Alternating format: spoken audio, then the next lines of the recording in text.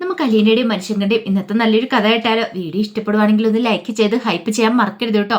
അങ്ങനെ നമ്മൾ കാണുന്ന ഒടുവില് അലീനയോട് ബാലേന്ദ്രൻ പറഞ്ഞു, എങ്കിൽ യാത്രയൊക്കെ പറഞ്ഞിട്ട് ഇറങ്ങാന്ന് പറഞ്ഞു. അങ്ങനെ ബാലേന്ദ്രൻ കാറിനടുത്തേക്ക് പോയി. ആ സമയത്ത് അലീനയ്ക്ക് ഭയങ്കര വിഷമമായിരുന്നു.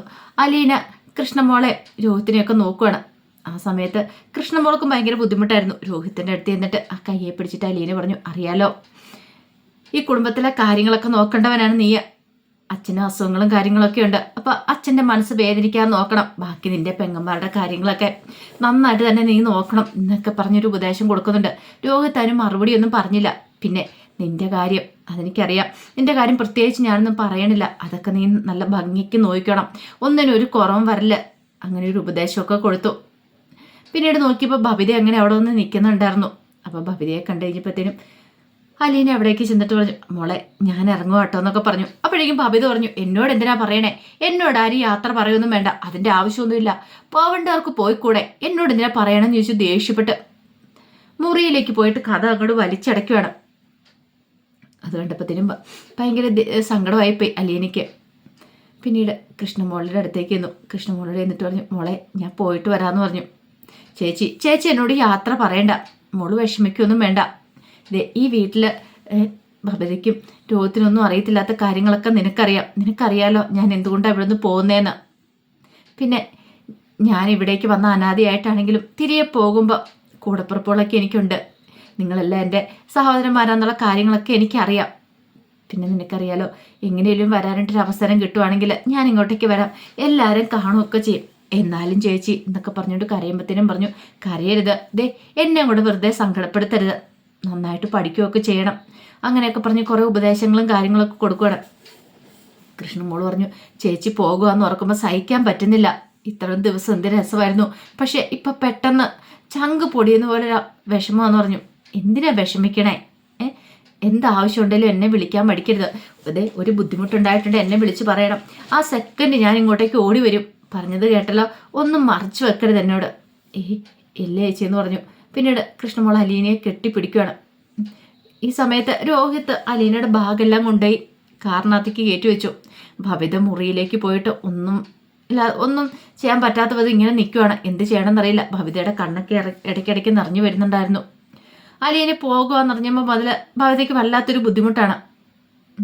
അങ്ങനെ യാത്രയൊക്കെ പറഞ്ഞ് ഇറങ്ങാൻ തുടങ്ങുമ്പോഴത്തേനും ഭവിതയെ മാത്രം കണ്ടില്ല. അപ്പോഴേക്കും അലീന പറഞ്ഞു, അല്ല ഭവിതേച്ചി മുറിയിലുണ്ട്. ചേച്ചി യാത്ര പറയണം. അതെ, ഇനിയിപ്പോൾ ഭവിതേച്ചി ഇറങ്ങി വരില്ലായിരിക്കും, എന്നാലും യാത്ര പറയാതെ പോകുന്ന എങ്ങനെയാ? ഒരു കാര്യം ചെയ്യാം, ഞാൻ പോയി വിളിച്ചുകൊണ്ടിരാന്ന് പറഞ്ഞു. പിന്നീട് കൃഷ്ണമോള് ഭവിതയുടെ മുറിയിലേക്ക് ചെല്ലുവാണ്. അപ്പം കൃഷ്ണമോളെ കണ്ടു കഴിഞ്ഞപ്പോൾ പെട്ടെന്ന് കണ്ണൊക്കെ തുടച്ചു. ഭവിതേച്ചി അലീന ചേച്ചി പോരായിട്ട് ഇറങ്ങി താഴേക്ക് ഇറങ്ങി വരാൻ പറഞ്ഞു. ഒന്നും മിണ്ടിയില്ല. ഭവിതേച്ചി ഇറങ്ങി വാ, യാത്ര പറയാൻ നിൽക്കും അലീന ചേച്ചി. എനിക്ക് ആരുടെയും യാത്രയൊന്നും പറയാനില്ല, എനിക്ക് ആരുടെ യാത്രയൊന്നും കേൾക്കുകയും വേണ്ടാന്ന് പറഞ്ഞു. നീ ഒന്ന് പോയി തരുന്നുണ്ടോ? എന്താ ഭവിതേച്ചി ഇങ്ങനെ? ഇതെന്ത് സ്വഭാവം? അത് എൻ്റെ സ്വഭാവം ഇങ്ങനെയൊക്കെയാ. അതെ, ഉൾക്കൊള്ളാൻ പറ്റുന്നവർ ഉൾക്കൊണ്ടാൽ മതി, ഒന്ന് പോയി തരാവോ എന്നൊക്കെ പറഞ്ഞിട്ട് ഭയങ്കരമായിട്ട് ദേഷ്യപ്പെടുവാണ്. ഒന്നും മിണ്ടിയില്ല കൃഷ്ണമോള്. താഴേക്ക് ഇറങ്ങി വന്നിട്ട് പറഞ്ഞു, അതെ ഭവിതേച്ചി ഇറങ്ങി വരുന്നില്ല എന്ന് പറഞ്ഞു. ഒരു കാര്യം ചെയ്യാം, അലീന ചേച്ചി പോയിക്കോ, എന്നാലും ഇന്ന് യാത്ര പറയാതെ സാരമില്ല, അലീന ചേച്ചി പോയിക്കോളാൻ പറഞ്ഞു. അങ്ങനെ എന്ത് ചെയ്തു, വീണ്ടും ഒന്നുകൂടെ എല്ലാവരുടെയും ഒക്കെ യാത്ര പറഞ്ഞു. ഈ സമയത്ത് ബാലേന്ദ്രമനെ കാറിൽ കയറി ഇരിക്കുന്നുണ്ടായിരുന്നു. അങ്ങനെ അവർക്ക് ടാറ്റയെ കൊടുത്ത് അലീന വന്ന് കാറിലേക്ക് കയറുവാണ്. അലീന തിരിഞ്ഞ് നോക്കുന്നുണ്ടായിരുന്നു ഇടയ്ക്കിടയ്ക്ക്. അങ്ങനെ കാർ ഗേറ്റ് കടന്ന് പോകുന്നേ ബബിത മുറിയിൽ നിന്ന് കാണുന്നുണ്ടായിരുന്നു. ബബിതയ്ക്ക് വല്ലാത്തൊരു വിഷമമായി. അലീന പോയെന്നറിഞ്ഞ് ഇപ്പം സഹിക്കാൻ പറ്റുന്നുണ്ടായിരുന്നില്ല. പിന്നീട് കൃഷ്ണമോള് ബബിതയുടെ മുറിയിലേക്ക് കയറി വരുവാണ്. വന്നു കഴിഞ്ഞപ്പോഴത്തേനും ബബിത ആകെപ്പാടെ വിഷമിച്ചിരിക്കുന്നുണ്ട്. കണ്ണൊക്കെ നിറഞ്ഞു ഒഴുകുക. ബബിതേച്ചി കരയുവാണോന്ന് ചോദിച്ചു. ഒന്നും മിണ്ടിയില്ല. ഭവിതേച്ചി സങ്കടപ്പെടുകയൊന്നും വേണ്ട. ആർക്ക് സങ്കടം? എനിക്കൊരു സങ്കടവും ഇല്ല, എനിക്കൊരു വിഷമവും കരച്ചിലും ഒന്നുമില്ല. നീ എന്തിനാ എൻ്റെ കാര്യമൊക്കെ അന്വേഷിക്കുന്നേ? ഒന്ന് പോയി തന്നാൽ വളരെ ഉപകാരം ഉണ്ടായിരുന്നു. അവള് സങ്കടം അന്വേഷിച്ചുകൊണ്ട് വന്നിരിക്കുന്നു. ആരെങ്കിലും എങ്ങോട്ടേലും പോയെന്നോർത്തുകൊണ്ട് ഞാൻ എന്തിനാ കരയണേ? എൻ്റെ ആരാ അവര് എന്നൊക്കെ പറഞ്ഞ് ഭവിത ദേഷ്യപ്പെടുവാണ്. കൃഷ്ണമോൾക്ക് മനസ്സിലായി എന്താണ് ദേഷ്യത്തിന്റെ കാരണം. അലീന ചേച്ചി പോയതുകൊണ്ടാ ആ വിഷമം താങ്ങാൻ വയ്യാത്തോണ്ട് അത് ദേഷ്യമായിട്ട് പുറത്തു വരുന്നതാണ്. പിന്നെ കൃഷ്ണമോൾ ഒന്നും മിണ്ടിയില്ല. കൃഷ്ണമോള് പെട്ടെന്ന് തന്നെ പോയി. കുറച്ച് കഴിഞ്ഞപ്പം അങ്ങനെ അലീനയും ബാലേന്ദ്രനും കൂടെ പോവാണ്. രണ്ടുപേരും സംസാരിക്കുന്നുണ്ടായിരുന്നില്ല. അലീന ഇടയ്ക്കിടയ്ക്ക് കണ്ണൊക്കെ തുടയ്ക്കുന്നുണ്ടായിരുന്നു. ബാലേന്ദ്രന് മനസ്സിലായി കരയുവാന്ന്. അങ്ങനെ കുറച്ച് ദൂരം ചെന്ന് കഴിഞ്ഞപ്പോൾ ബാലേന്ദ്രൻ പറഞ്ഞു, എന്തിനാ കരയണേ? നിനക്ക് ഇത്ര സങ്കടം വരുന്നത് നീ അവിടെ നിന്ന് പോരേണ്ട കാര്യം ഉണ്ടായിരുന്നില്ലല്ലോ. നിന്നെ ആരും നിർബന്ധിച്ച് പറഞ്ഞു വിടുന്നൊന്നുമില്ലല്ലോ, നിന്റെ സ്വന്തം താല്പര്യപ്രകാരം അല്ലേന്ന് ചോദിച്ചു. അതേ അച്ഛാ, സ്വന്തം താല്പര്യപ്രകാരം ഞാൻ കാരണം പക്ഷെ അവിടെ വേറൊരു പ്രശ്നം ഉണ്ടാവില്ലെന്ന് കരുതിയിട്ടാ. കൊള്ളാം, നീ അവിടെ നിന്ന് ഇറങ്ങിയിട്ടുണ്ട്, അവിടുത്തെ കാര്യങ്ങളെല്ലാം ഓക്കെ ആവും നിനക്ക് തോന്നുന്നുണ്ടോ? ഒരിക്കലും ഇല്ല. അവിടുത്തെ പ്രശ്നങ്ങളൊക്കെ മാറും തോന്നുന്നുണ്ടോ? അല്ലച്ചാ, ഞാൻ വന്നതിന് ശേഷമല്ലേ അവിടുത്തെ പ്രശ്നങ്ങളൊക്കെ. അതുകൊണ്ട് ഞാൻ പോന്നു കഴിഞ്ഞിട്ടുണ്ടെങ്കിൽ ഒരു പരിധി വരെ അത് നിയന്ത്രിക്കാൻ പറ്റുമെന്ന് പറഞ്ഞു. അതൊക്കെ നിന്റെ വെറും തോന്നൽ മാത്രം മോളെ, അങ്ങനെയൊന്നും ഉണ്ടാകത്തില്ല എന്ന് പറഞ്ഞു. അലീന പറഞ്ഞു, ശരിക്കും അവിടുന്ന് പോരുമ്പോൾ എൻ്റെ നെഞ്ചു പൊട്ടി. ഞാൻ അങ്ങോട്ടേക്ക് വന്നത് അനാഥയായിട്ടായിരുന്നു, പക്ഷെ തിരികെ പോരുമ്പോൾ എനിക്ക് എല്ലാവരും ഉണ്ടായിരുന്നു.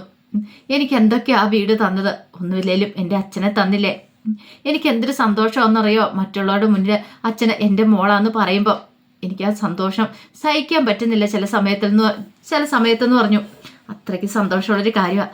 അത് കേട്ടപ്പോൾ ബാലേന്ദ്രൻ പറഞ്ഞു, അതെ, നിന്റെ ഈ മുഖത്തെ ചിരിയുണ്ടല്ലോ ചില സമയത്ത്, ഇതുകൊണ്ടായിരിക്കും ഇടയ്ക്കിടയ്ക്ക് ഭവിത എന്നെ കളിയാക്കി പറയുന്നേ. അച്ഛൻ്റെ മാനസപുത്രി അലീന ചേച്ചി അല്ലേന്ന്. ഇത് കേട്ടതും അലീന പറഞ്ഞു, അച്ഛാ, എനിക്ക് ആ അച്ഛനെയൊക്കെ വിട്ടുപിരിയുന്നതിൽ നല്ല സങ്കടമുണ്ട്. ആ വീട് വിട്ടു പോരുന്ന കാര്യത്തിലുണ്ട്. പക്ഷെ എന്ത് ചെയ്യാൻ പറ്റും? അറിയാലോ എൻ്റെ അവസ്ഥ അച്ഛനറിയാൻ പറ്റില്ലേ? ആർക്കും മനസ്സിലായില്ലെങ്കിലും അച്ഛനറിയാലോ എന്ന് പറഞ്ഞു. ഇനി മോളെ, അതിന് നീ വീട് വിട്ടുകൊണ്ട് പോകേണ്ട കാര്യമൊന്നും ഉണ്ടായിരുന്നില്ല. വീട് വിട്ടു പോയെന്നോർത്തെല്ലാം ശരിയാകുമോ? എന്നാലും എൻ്റെ ഒരു മനസ്സുഖത്തിന് വേണ്ടിയിട്ട് ഞാൻ കാരണം ഇനി ആ വീട്ടിലൊരു പ്രശ്നം ഉണ്ടാവില്ലെന്ന് കരുതിയിട്ട് അച്ഛാ. പിന്നീട് ബാലേന്ദ്രൻ പറഞ്ഞു, ഇനി എന്താവുമെന്ന് കണ്ടറിയാം. നീ ഇങ്ങനെ വിഷമിച്ച് പോയിട്ടുണ്ടെങ്കിൽ വേറെ ആർക്കെങ്കിലും എന്തെങ്കിലും ഒരു മനസ്സുഖം കിട്ടുമോ? എല്ലാവർക്കും വിഷമം തന്നെ ആയിരിക്കും എന്ന് പറഞ്ഞു. അലീന പറഞ്ഞു, സാരമില്ല അച്ഛാ, അതൊക്കെ പതുക്കെ മാറുമെന്ന് പറഞ്ഞു. ഇതേ സമയത്ത് ഗംഗാധരൻ്റെ അടുത്തേക്ക് ശിവശങ്കരൻ ചെന്നു. എന്നിട്ട് പറഞ്ഞു, അലീനെ പോയി കഴിഞ്ഞിട്ടുണ്ടെങ്കിൽ വൈജയന്തി ഇവിടുന്ന് പോകും. പക്ഷേ ഒരു കാര്യമുണ്ട്, അവൾ അവിടെ ചെന്ന് കഴിഞ്ഞിട്ടുണ്ടെങ്കിൽ ബാലേന്ദ്രൻ്റെ പെരുമാറ്റം എങ്ങനെയെന്ന് പറയാൻ പറ്റില്ല. ഗംഗാധരൻ പറഞ്ഞു, അത് ശരിയാ, ബാലേന്ദ്രൻ പഴയതുപോലൊന്നും ആയിരിക്കില്ല. അയാൾ പ്രതികരിക്കുക തന്നെ ചെയ്യും. ഒരുപക്ഷെ സത്യങ്ങളൊക്കെ തുറന്നു പറഞ്ഞിട്ടുണ്ടെങ്കിൽ അതൊക്കെ ഓർക്കുമ്പോൾ എനിക്കും നല്ല വിഷമമുണ്ട് ഗംഗേട്ട. എങ്ങനെയാവുന്ന ശരിക്കും പറഞ്ഞിട്ടുണ്ടെങ്കിൽ അവളുടെ വിധി അവൾ തന്നെയല്ലേ വരുത്തി വെച്ചേ. അവൾ ഇത്തിരി പോലും താണു കൊടുക്കില്ലല്ലോ. അവൾ പറയുന്നോടം ജയിക്കണം. ഇനിയിപ്പോൾ എന്താവുമെന്ന് അറിയത്തില്ല. അത് കേട്ട് കഴിഞ്ഞപ്പോഴത്തേനും ഗംഗാധരൻ പറഞ്ഞു, അതും പറഞ്ഞിട്ട് കാര്യമില്ല, അവളുടെ സ്വഭാവത്തിനൊരു മാറ്റമില്ല. ഇനിയിപ്പോൾ എത്ര നാളെ ഇങ്ങനെ ബാലേന്ദ്രൻ വെറുതെ അടങ്ങിയിരിക്കത്തില്ലല്ലോ. പിന്നീട് ഗംഗാധരൻ ചോദിച്ചു, അല്ല നീ എന്നാ ജോലിക്ക് തിരികെ പോകണമെന്ന് ചോദിച്ചു. പോകണമെന്നൊക്കെ ആഗ്രഹമുണ്ട്, പക്ഷെ അങ്ങനെ പെട്ടെന്ന് പോകാൻ പറ്റുമോ? വൈജയുടെ കാര്യം അതുപോലെ തന്നെ എൻ്റെ മകൻ്റെ കാര്യമുണ്ട്. അവന് ജാമ്യത്തിന് ശ്രമിക്കണ്ടേ? അതെല്ലാം കഴിഞ്ഞിട്ടോ പോകാൻ പറ്റുള്ളൂ. പിന്നെ അതും കൂടെ കഴിഞ്ഞ് കഴിഞ്ഞിട്ടുണ്ടെങ്കിൽ ബാക്കി കാര്യങ്ങളൊക്കെ ആരെങ്കിലും ഏൽപ്പിച്ചിട്ട് പോകാമല്ലോ. ഇവിടുത്തെ കാര്യങ്ങളൊക്കെ മനുണ്ട്. എന്നാലും എനിക്ക് നല്ല ടെൻഷനുണ്ട് ഗംഗേട്ട, എങ്ങനെയായി തീരുമെന്ന് ഓർത്തിട്ട്. ഗംഗേട്ടൻ്റെ പിന്നെ ഇതൊന്നും അറിയണ്ടല്ലോ, ജോലി പോകുന്നു അങ്ങനെയുള്ള പേടിയൊന്നും വേണ്ടല്ലോ.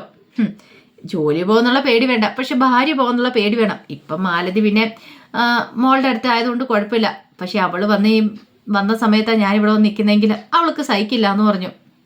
അപ്പോഴാണ് കമല ഓടി വരുന്നത്. ഓ, ഇപ്പോഴാ ഞാനൊന്ന് രക്ഷപ്പെട്ടെ, എനിക്ക് സന്തോഷം കൊണ്ട് നിൽക്കാൻ പറ്റില്ല എന്ന് പറഞ്ഞു. എന്താണ് ഇത്ര സന്തോഷം? അതെ, അവളുണ്ടല്ലോ ആ അലീന എന്ന് പറയുന്നവള്, അവൾ വീട്ടിൽ നിന്ന് പോയെന്ന് പറഞ്ഞു. പോയെന്നോ? എങ്ങോട്ട്? ബാലേന്ദ്രൻ എങ്ങോട്ടോ കൊണ്ടുപോയി. എങ്ങോട്ടാന്ന് അറിയത്തില്ലേ? അതൊന്നും അറിയില്ല. ഭവിതയെ രഞ്ജു വിളിച്ചിട്ടുണ്ടായിരുന്നു. അപ്പോൾ ഭവിതയാണ് പറഞ്ഞു പോയെന്നോ. ഓ, എനിക്കിപ്പോൾ സമാധാനമായി. എടി, അതിന് അലീന പോകുന്നതിന് നീ എന്തിനാ സമാധാനിക്കുന്നേ? പിന്നെ നിനക്കറിയാലോ, അവൾ ആ വീട്ടിലേക്ക് കാലുകുത്തിയതിന് ശേഷമാണ് ആ വീട്ടിലാണെങ്കിലും ഇവിടെ ആണെങ്കിലും ഇത്രയധികം പ്രശ്നങ്ങളൊക്കെ ഉണ്ടായത്. അവൾ പോകുന്നതോടുകൂടി എല്ലാ പ്രശ്നങ്ങളും മാറും. ശിവശങ്കരൻ ചോദിച്ചു, അവൾ പോകുന്നതോടുകൂടി എല്ലാ പ്രശ്നങ്ങളും മാറും നിനക്ക് ഉറപ്പുണ്ടോയെന്ന് ചോദിച്ചു. പിന്നല്ലാതെ. ഓ, അപ്പം ഇനി വെച്ചിട്ട് കയറ്റമായിരിക്കും രണ്ടു കുടുംബത്തിലും അല്ലേ? ശിവേട്ടാ, കളിയാക്കൊന്നും വേണ്ട. അത് തന്നെ സംഭവിക്കാൻ പോകുന്നേ. ശിവേട്ടനൊരു തോന്നലുണ്ടായിരിക്കും വെറുതെയാണ്, പക്ഷെ വെറുതെ ഒന്നും അല്ല, അങ്ങനെ തന്നെ സംഭവിക്കാൻ പോകുന്നേ. നമുക്ക് കാണാം. അത് കേട്ടതും ഗംഗാധരൻ പറഞ്ഞു, നീ എന്തൊക്കെയാ കമലെ പറയണത്?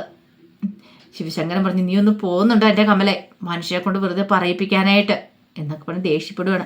അങ്ങനെ കമല അങ്ങോട്ട് പോയി കഴിഞ്ഞപ്പോഴത്തേനും ശിവശങ്കരൻ പറഞ്ഞു, കണ്ടില്ലേ അവളുടെ സന്തോഷം? ഇവളെയൊക്കെ എന്താ ചെയ്യണ്ടേന്ന് പോലും ചില സമയത്ത് അറിയത്തില്ല. ഓ, അവളുടെ വിചാരം ഞാനൊന്നും പറയണില്ല എന്നും പറഞ്ഞുകൊണ്ട് ഇങ്ങനെ ദേഷ്യപ്പെടുവാണ്. ആ സമയത്ത് ഗംഗാധരൻ പറഞ്ഞു, ഇനിയിപ്പോൾ അടുത്ത പ്രശ്നം എന്താണെന്ന് അറിയത്തില്ല. വൈജയന്തി അങ്ങോട്ട് പോയിട്ടുണ്ടെങ്കിൽ ഇനിയിപ്പോൾ ബാലേന്ദ്രൻ വൈജയന്തിയോട് എന്ത് പറയുമെന്നും അറിയത്തില്ല. ഓർത്തിട്ട് ഒരു സമാധാനം കിട്ടുന്നില്ല. ഓരോരോ പ്രശ്നങ്ങൾ വീണ്ടും വീണ്ടും വന്നുകൊണ്ടിരിക്കുകയാണല്ലോ. ഈ സമയത്ത് ഗംഗാധരൻ പറഞ്ഞു, നമുക്ക് നോക്കാടാ, നീ വിഷമിക്കൊന്നും വേണ്ട. ശിവശങ്കരൻ പറഞ്ഞു, അതെ വൈജി ഇവിടുന്ന് പോവുകയാണോ, അവളുടെ പ്ലാൻ എന്താണെന്ന് നമുക്കറിയാലോ എന്നൊക്കെ പറയണം. അപ്പോൾ അതിൻ്റെ കഥകളൊക്കെ കാണുന്നേ. ഇതിൻ്റെ ഭാഗ്യവിശേഷങ്ങളുമായിട്ട് വൈകുന്നേരത്തെ പ്രൊമോയി വരാട്ടോ. ഒരിക്കൽ കൂടി എല്ലാവർക്കും ശുഭദിനം നേർന്നുകൊണ്ട് നിർത്തുന്നു. നന്ദി.